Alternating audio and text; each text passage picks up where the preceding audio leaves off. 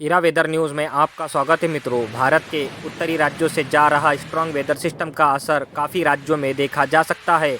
कई राज्यों में भारी बारिश तो कहीं ओलावृष्टि के साथ तूफ़ानी बारिश देखी जा सकती है, जैसे कि राजस्थान, हरियाणा, पंजाब, दिल्ली एनसीआर, उत्तर प्रदेश।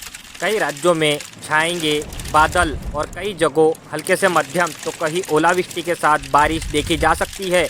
इस वेदर सिस्टम का असर कई राज्यों के पर्वतीय एरिया जैसे कि जम्मू कश्मीर, हिमाचल प्रदेश, उत्तराखंड के कई पर्वतीय एरिया में भीषण तूफ़ानी बर्फबारी के रूप में देखा जा सकता है, जैसे कि सोनमर्ग, गुलमर्ग, शिमला, मनाली, पहलगाम।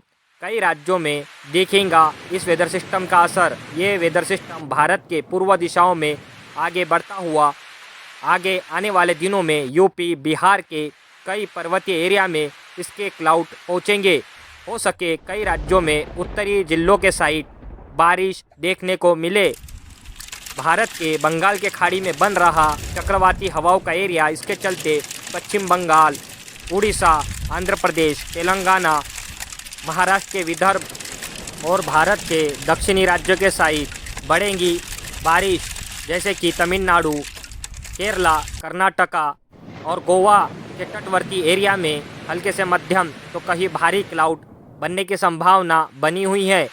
ये वेदर सिस्टम आने वाले दिनों में भारत के मध्य भागों में वेदर एक्टिविटी बढ़ाएगा। एक टफ रेखा मध्य भारत से लेकर अरब सागर तक बनी हुई है, जिसके चलते लगातार अरब सागर से मॉइस्चर भारत के मध्य भागों में पहुंच रहा है। आने वाले दिनों में ये वेदर सिस्टम कई राज्यों में हल्के से मध्यम तो कहीं ओलावृष्टि के साथ तूफ़ानी बारिश देगा। भारत के कई राज्यों में तापमान बढ़ेंगे, जैसे कि गुजरात, मध्य प्रदेश, छत्तीसगढ़, महाराष्ट्र के कई उत्तरी जिले और मुंबई साइड कई राज्यों में तापमान में भारी बढ़ोतरी देखी जा सकती है। टेम्परेचर दिन के समय बढ़ेंगे और रात के समय हल्की हल्की सर्दी कई राज्यों में बढ़ेंगी और उत्तर के राज्यों में शीतलहर चलने की संभावना बनी हुई है, जैसे कि पंजाब, हरियाणा, दिल्ली एनसीआर, यूपी, राजस्थान के कई उत्तरी जिले और मध्य प्रदेश के कई उत्तरी जिलों में ठंड का असर देखा जा सकता है।